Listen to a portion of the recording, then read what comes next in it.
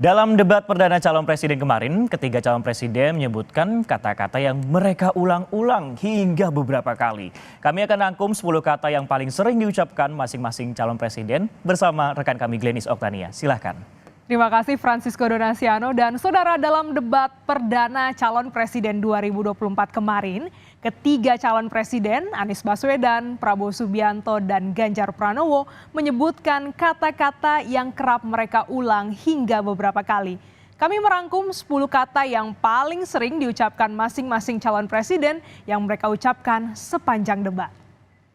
Yang pertama adalah pasangan nomor urut 1, capres nomor urut 1 Anies Baswedan. Ini dia kira-kira untuk kata hukum diulang sebanyak 20 kali, negara 19 kali, kata politik ya 12 kali, kata keempat adalah kekuasaan 10 kali, proses juga diulang sebanyak 10 kali, kekerasan sebanyak 9 kali, keadilan 8 kali, kata rakyat ini kurang lebih ada 8 kali diulang selama debat. Ada juga kata oposisi yang jumlahnya adalah 8 kali. Selanjutnya yang terakhir adalah pelayanan sebanyak 7 kali. Selanjutnya untuk capres nomor urut 2 Prabowo Subianto, ini dia kurang lebih juga ada 10 kata yang paling banyak diulang ya oleh Prabowo Subianto, sebanyak 14 kali diulang adalah kata rakyat. Selanjutnya 10 kali ini adalah kata Anies. Ya, ini adalah karena Prabowo dan Anies ini sempat juga beberapa kali terlibat dengan saling sindir. Nah, ini ada 10 kali kata Anies yang diucapkan oleh Prabowo. Selanjutnya kata korupsi sebanyak 8 kali. Dan ada juga Papua ya 8 kali. Ini ada tema juga mengenai kata Indonesia diulang sebanyak 7 kali. Ada juga hukum, ini juga termasuk dalam tema pada debat perdana kemarin sebanyak 5 kali. Kata masalah sebanyak 5 kali. Kata hakim juga sama sebanyak 5 kali. Hak asasi manusia ini juga diulang sebanyak 5 kali. Sementara kata negara diulang sebanyak 4 kali. Kita selanjutnya ke calon presiden nomor urut 3 Ganjar Pranowo. Ternyata ini ada debat kemarin ya, di debat perdana mengulang kata masyarakat sebanyak 7 kali. Untuk tema ini ada politik ya, ini sebanyak 7 kali. Selanjutnya agama diulang 6 kali. Ada kata ibu diulang sebanyak 5 kali. Ganjar juga pada debat perdana kemarin mengulang kata rakyat sebanyak 5 kali. Nah, ternyata nama wakil presidennya juga turut disebut nih ya, Mahfud sebanyak 4 kali.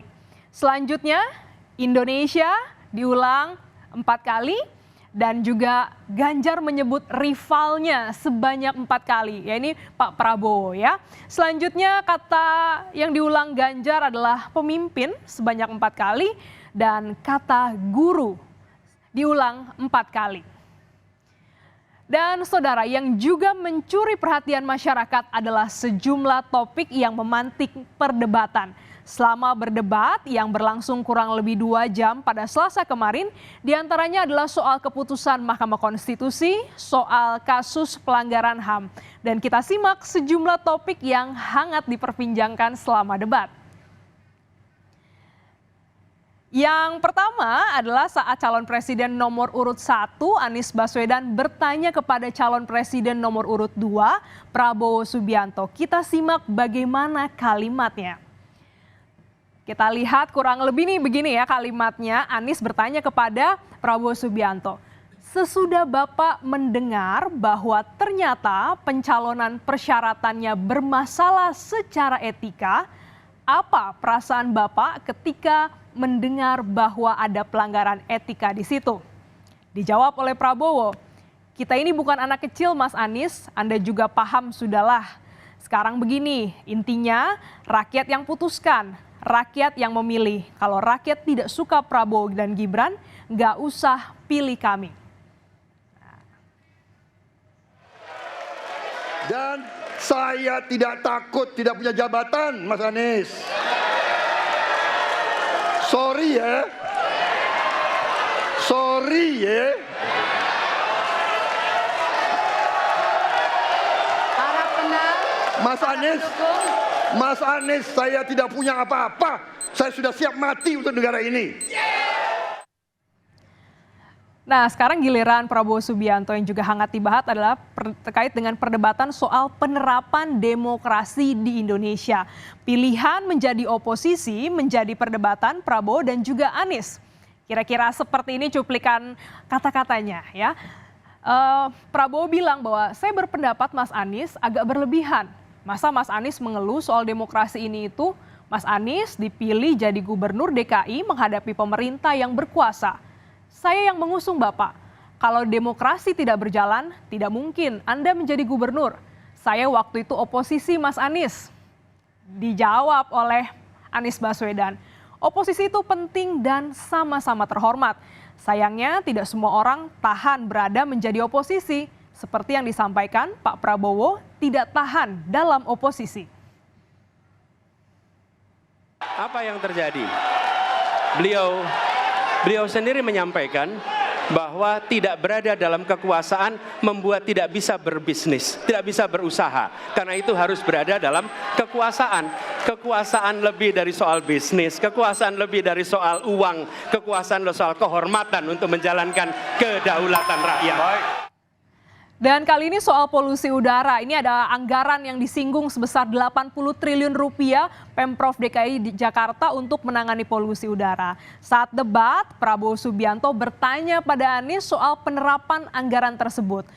Dan kita simak bagaimana perbincangannya. Pak Prabowo bilang seperti ini, selama Mas Anies memimpin, seringkali DKI menerima indeks polusi tertinggi di dunia. Bagaimana dengan anggaran 80T? Pak Anies sebagai gubernur tidak bisa melakukan sesuatu yang berarti mengatasi polusi ini. Dijawab oleh Anies Baswedan.